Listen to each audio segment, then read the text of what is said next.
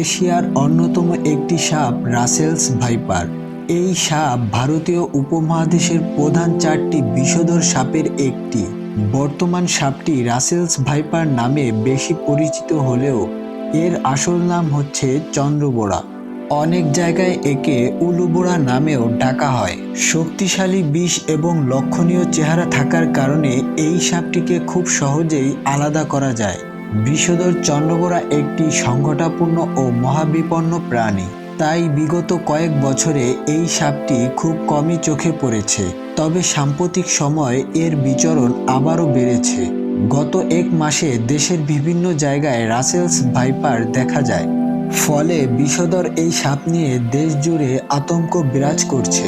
বিপজ্জনক ও ভয়ানক সাপটি নিয়ে সত্যি কি এতটা আতঙ্ক হওয়ার কোনো কারণ আছে কিনা সেই সম্পর্কেই জানবো আজকের এই ভিডিওতে। বাংলাদেশে প্রায় 104 প্রজাতির সাপ রয়েছে। এর মধ্যে মাত্র 30 প্রজাতির সাপ বিষধর। এই সাপের মধ্যে সবচেয়ে বিষধর সাপ হলো রাসেলস ভাইপার। জীববিজ্ঞানের যে শাখায় সাপ নিয়ে গবেষণা করা হয় তার নাম অফিওলজি। স্কটল্যান্ডের প্রকৃতিবিদ প্যাট্রিক রাসেলকে বলা হয় ভারতীয় অফিওলজির জনক। তিনি ভারতে কাজ করার সময় এই অঞ্চলের সাপগুলো নিয়ে অধ্যয়ন করেন। 1996 সালে প্যাট্রিক রাসেল তারই একটি বইতে চন্দ্রবোরা সাপের বর্ণনা তুলে ধরেন। তখন থেকে তার নাম অনুসারে সাপটি রাসেলস ভাইপার নামে পরিচিত। এরা খুব ভালোভাবে গাছে উঠতে পারে। সাধারণত দুটি কারণে এরা গাছে ওঠে। প্রথমত খাবারের খোঁজে, আর দ্বিতীয়ত সূর্যের তাপ পোহাতে। চন্দ্রবোরা স্থলভাগের সাপ হলেও এরা জলেও বেশ দ্রুত চলতে পারে।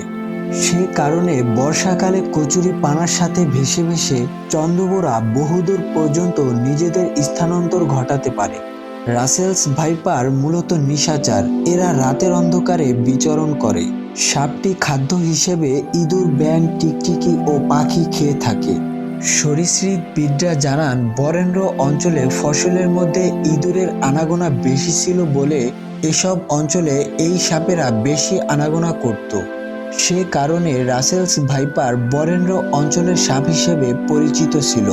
বর্তমানে পদ্মা অববাহিকা ধরে দক্ষিণ অঞ্চলের অনেক জেলায় চন্দ্রবোরা বিচরণ করছে। রাসেলস ভাইপার শুধু বাংলাদেশেই নয়, ভারত, পাকিস্তান, নেপাল, ভুটান, শ্রীলঙ্কা, মায়ানমার, থাইল্যান্ড এবং চীনেও দেখতে পাওয়া যায়। ভারতে যত লোক সাপের কামড়ে মারা যায় তাদের মধ্যে অধিকাংশই রাসেলস ভাইপারের দংশনের শিকার হয়। রাসেলস ভাইপারের গায়ে চাঁদের মতো দাগ থাকার কারণে এর নাম হচ্ছে চন্দ্রবোরা। রাসেলস ভাইপারের সিরিঞ্জের মতো দুটি দাঁত রয়েছে।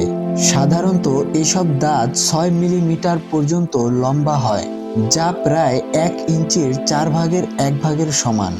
সাপের বয়সের সাথে সাথে এর দাঁতের আকারও বৃদ্ধি পেতে থাকে।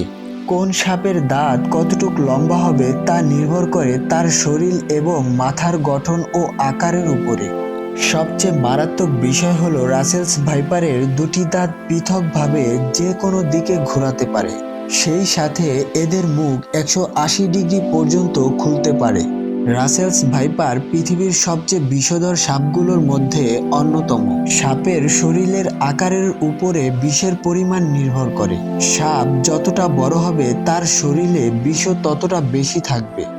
এই সাপ যখন কাউকে কামড়ায় তখন এর বিষ গ্রন্থি থেকে বিষ নিঃসরিত হয়ে দাঁতের মাধ্যমে শিকারীর শরীরে প্রবেশ করে। এরা মাত্র 1 সেকেন্ডের কম সময়ে কামড় দিতে পারে। বিষক্রিয়া শুরু হওয়ার পর শরীরের বিভিন্ন জায়গা থেকে রক্তক্ষরণ হতে পারে। ফুসফুসের কার্যকারিতা হারিয়ে যেতে পারে। এমনকি হার্ট অ্যাটাকেরও ঝুঁকি রয়েছে। রাসেলস ভাইপার কামড়ানোর পর থেকে শরীরে তীব্র ব্যথা অনুভব করতে থাকবে। সেই সাথে কামড়ানোর 15 মিনিট পর থেকে আক্রান্ত স্থানে ফুলতে শুরু করবে। আক্রান্ত ব্যক্তির চোখের পাতা ভারী হয়ে আসবে এবং চোখে ঘোলা দেখতে শুরু করবে। এর বাহিরেও ভাইপারের বিষ শরীরে নানান ধরনের জটিলতা সৃষ্টি করবে। চন্দ্রবোরা কামড়ালেই যে মানুষ মারা যাবে বিষয়টি মোটেও সেরকম নয়। তবে সাপের কামড়ে শিকার হলে বেশ কিছু সতর্কতা অবলম্বন করতে হবে। সাপে কামড়ানোর পর বেশি নড়াচড়া করা যাবে না। চিকিৎসকেরা বলেন যে অংশে সাপ কামড়ায় তার ঠিক উপরে এবং নিচে একটি কাঠির সাহায্যে বেঁধে ফেলতে হবে, যাতে সাপের বিষ শরীরে ছড়িয়ে পড়তে না পারে। সেই সাথে আংটি, চুড়ি, ব্রেসলাইট, ঘড়ি এগুলো পরা থাকলে তা সাথে সাথেই খুলে ফেলতে হবে। সাপে কামড়ানোর পর আতঙ্কিত হওয়া যাবে না, কিংবা রাগান্বিত হয়ে সাপটিকে ধরার জন্য পিছনে দৌড়ানো যাবে না।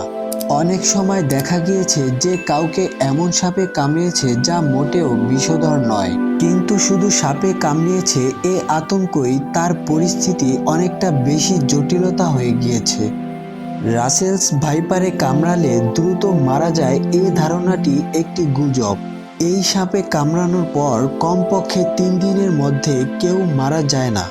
এমনকি রাসেলস ভাইপারে কামড়ানোর পর 15 দিন পর্যন্ত বেঁচে থাকারও নজির রয়েছে। তাই বলে চিকিৎসা নিতে দেরি করবে এমন কোনো সুযোগ নেই। প্রিয় দর্শক, আজকের ভিডিও এই পর্যন্তই।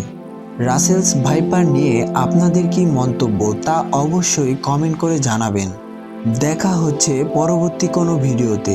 চ্যানেলটিকে সাবস্ক্রাইব করে আমাদের সাথে থাকুন।